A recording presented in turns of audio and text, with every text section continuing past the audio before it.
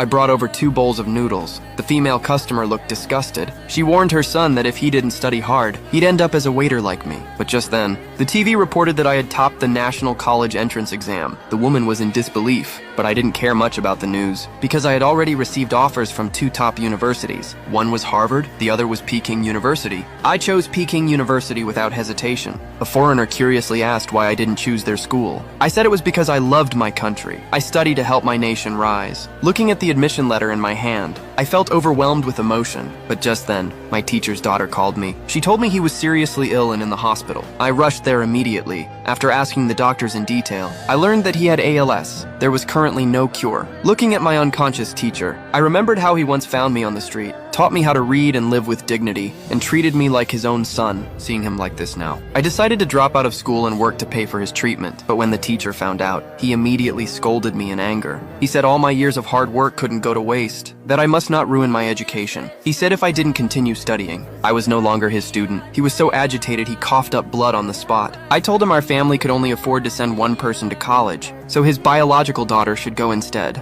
But the kind girl gave me the opportunity, saying she'd wait for me to return. The next morning, I bowed deeply to my teacher to say goodbye. I secretly vowed to make something of myself and repay his kindness. Then I set off on my journey of education. 6 years flew by. I hadn't sent a single message during that time. The teacher's condition had gotten worse, but he always worried about me. What he didn't know was, in those 6 years, I had successfully developed a breakthrough drug for ALS. The government rewarded me with 1 billion yuan. Now I had both wealth and honor, and my confidentiality agreement had expired. I knew it was time to return and repay my mentor. Meanwhile, the teacher's daughter saw on TV that a cure for ALS had been found. She was overjoyed. Finally, there was hope for her suffering father. But when she heard that one pill cost 200,000 yuan, she fell into despair again. She had already spent all her savings over the years, and couldn't even come up with $2,000.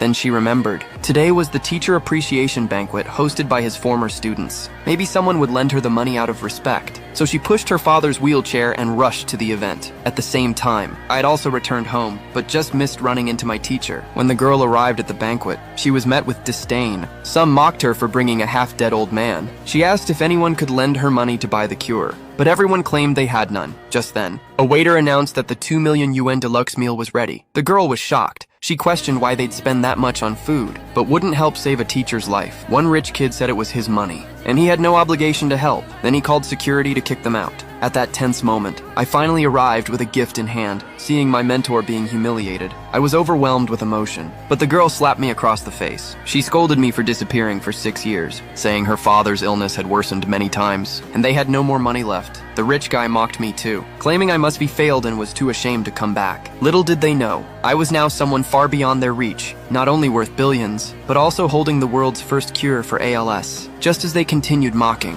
I pulled out the miracle drug. Everyone was instantly stunned.